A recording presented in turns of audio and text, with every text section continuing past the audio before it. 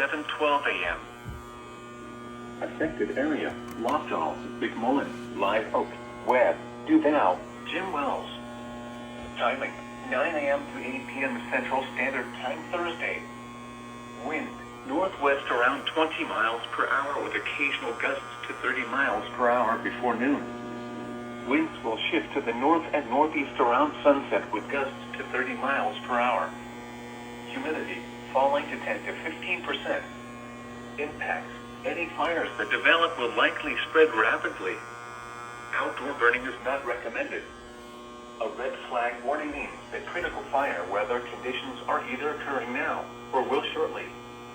A combination of strong winds, low relative humidity, and very warm temperatures can contribute to extreme fire behavior.